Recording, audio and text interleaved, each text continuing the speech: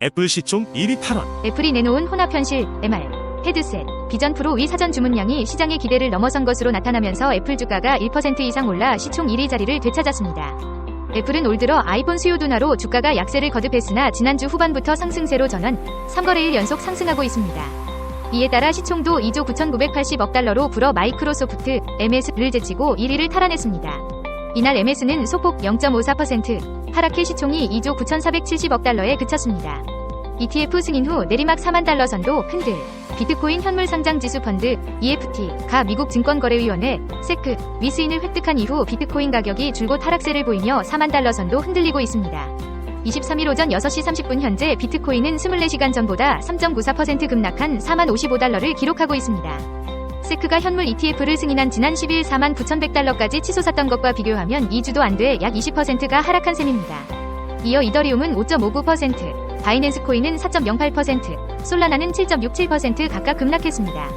페어리드의 전략가 짐 스톡턴은 비트코인 조정이 길지는 않을 것 이라며 36,000달러가 주요 지지선이라고 말했습니다. 중국 본토 개발업자들, 홍콩에서 자치 감초.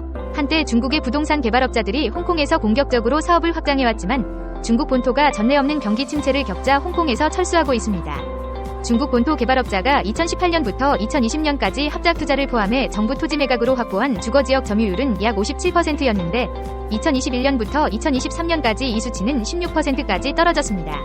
이런 가운데 이번 달 주택가격이 거의 9년 만에 가장 큰 폭으로 하락하면서 당국은 지방정부의 개발업체들의 자금 조달 요구를 더 잘 지원하도록 요청했습니다. 서울 전세거래 6년 만에 최저, 아파트 신고가 거래 2006년 이후 최저. 서울의 월간 주택 전세 거래량이 2만 건에 턱걸이하며 6년 만에 가장 낮은 수준으로 떨어졌습니다. 서울의 주택 전세 거래량은 지난해 12월 2만 37건으로 1년 전 2만 2,366건, 과 비교해 10.4%, 전월 2만 1,729건, 보다는 7.8% 각각 감소했습니다. 이는 2017년 12월 1만 8,692건 이후 최저치입니다. 또한 지난해 전국 아파트 매매 거래 중 신고가 거래 비율이 주택거래 신고제가 도입된 지난 2006년 이래 최저치를 기록한 것으로 나타났습니다. 복비 500만원 아까워 10억 알짜 아파트도 당근 중고거래, 당근마켓 등 중고거래 플랫폼에서 공인중개사를 거치지 않은 부동산 직거래가 점점 활발해지면서 10억 원 이상의 알짜 아파트 매물도 나오고 있습니다.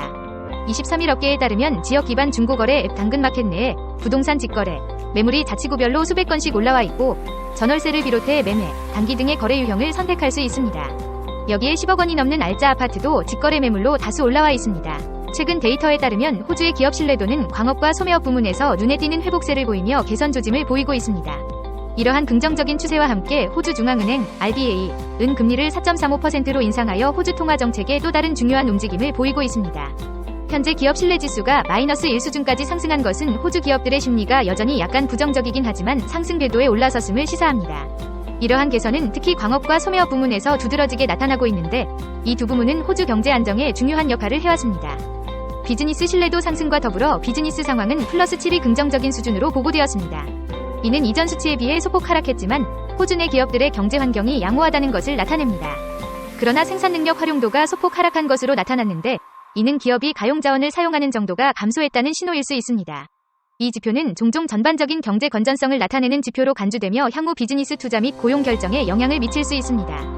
RBA의 금리 인상 결정은 경제 성장과 인플레이션을 관리하기 위한 지속적인 노력의 일환입니다. 4.35%의 새로운 금리는 기업과 소비자의 대출 비용을 포함하여 경제에 다양한 영향을 미칠 것으로 예상됩니다. 일본은행 BOJ는 화요일에 열리는 회의에서 매우 완화적인 통화정책 기조를 유지할 것으로 예상됩니다. 일본은행의 정책 입안자들은 10년에 걸친 완화 정책을 단계적으로 폐지하기 위한 핵심 조건인 2% 인플레이션율 달성이라는 오랜 목표를 향해 경제가 진전되고 있다고 평가하고 있습니다. 마이너스 금리 종식 가능성에 초점을 맞추고 있지만 소식통에 따르면 BOJ 관리들은 임금 상승률이 목표 수준에서 인플레이션을 유지할 수 있을 만큼 충분히 확대될지 여부를 더 분석하는 경향이 있다고 합니다. 설문조사에 참여한 경제학자들은 이번 회의에서 마이너스 금리 정책이 종료될 것으로 예상하지 않지만 빠르면 4월에 종료될 수 있을 것으로 전망하고 있습니다. 일본은행이 단기 금리를 마이너스 영역에서 언제 인상할지 우에다 가즈오 BOJ 총재의 발언에 관심이 집중되고 있습니다. 이 조치는 우에다 총재의 전임자가 수립한 급진적인 부양책을 해체하는 중요한 조치로 간주됩니다.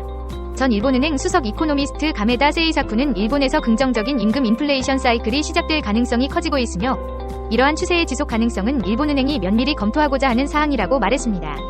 BOJ는 이번 결정으로 단기금리 목표치를 마이너스 0.1%로 10년 만기 채권 수익률을 0%에 가깝게 유지할 것으로 예상됩니다. 회의가 끝난 후 우에다 총재는 보통 6시 30분경에 언론에 연설할 예정입니다.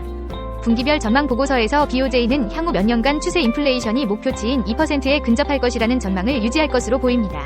이번 회의는 목요일에 열리는 유럽중앙은행과 다음 주에 열리는 미국 연방준비제도 이사회에 앞서 열리는 회의로 두 기관 모두 작년에 공격적인 긴축을 단행한 후 금리 인하를 고려하고 있습니다. 일본은 1년 넘게 물가 상승률이 BOJ 목표치를 상회하고 있습니다. 그러나 우에다 총재는 금리 인상에 앞서 인플레이션이 2%에 근접하는 확고한 증거와 견고한 임금 상승을 기다려야 한다고 강조했습니다. 설문조사와 기업 로비 성명서에 따르면 일본의 봄 임금 상승률이 작년 최고치를 넘어설 수 있으며 이는 BOJ가 초안화 정책을 종료하는 데 중요한 조건이 될 수 있습니다. 그러나 또 다른 전제 조건인 서비스 물가가 꾸준히 상승할 가능성은 여전히 불확실합니다. 서비스 물가가 상승하기는 했지만 그 상승폭이 광범위하지 않고 관광업의 회복으로 수혜를 받거나 노동력 부족에 직면한 일부 업종에 국한되어 있기 때문입니다. 일본의 임금 상승률이 정체된 역사로 인해 기업이 가격 인상을 통해 인건비를 전가하는 것이 어려웠으며 특히 지방의 일부 소규모 기업은 임금 인상을 주저하고 있습니다. 최근 데이터에 따르면 11월 서비스업 활동은 전월 대비 0.7% 감소하는 등 소비 약세가 두드러지고 있습니다. 공장 생산량도 중국의 수요 감소와 안전 테스트 위법 행위 조사를 받고 있는 도요타 자동차, NYSE, TMV 소형차 부문 생산 중단으로 인해 어려움을 겪을 것으로 예상됩니다. 다이와 증권의 토로스의 히로와 SMBC 니코 증권의 요시마사 마루야마 같은 경제학자들은 일본 경제에 대한 우려를 표명하면서 BOJ가 2월에 발표될 10에서 12월 국내 총생산 데이터를 기다렸다가 정책을 변경할 수 있다고 제안했습니다. 채권왕으로 유명한 빌 그로스 전 핀코 대표가 오늘 인터뷰에서 연방준비제도의 현재 정책에 대해 공개적으로 의문을 제기했습니다. 그로스는 중앙은행이 양적 긴축으로 불리는 대차 대조표 축소 노력을 중단할 것을 권고하고 잠재적 경기 침체를 막기 위해 향후 6개월에서 1년 내에 금리 인하를 단행할 것을 제안했습니다. 트레이더들이 1월 30, 31일로 예정된 중요한 연방준비제도 정책회의를 앞두고 금리 인하 가능성에 대한 추측이 커지고 있습니다. 일부 시장 참여자들은 빠르면 3월에 금리 인하가 발표될 것으로 예상하고 있으며 이는 금융시장에 영향을 미칠 수 있는 기대감의 변화를 시사합니다. 그로스 총재는 연준의 현재 행보가 불필요한 경제적 어려움을 초래할 수 있음을 암시하면서 경제의 궤적에 대한 우려를 표명했습니다. 그로스는 연준은 대차 대조표 축소를 중단해야 한다. 며 통화정책에 대한 선제적 접근의 필요성을 강조했습니다.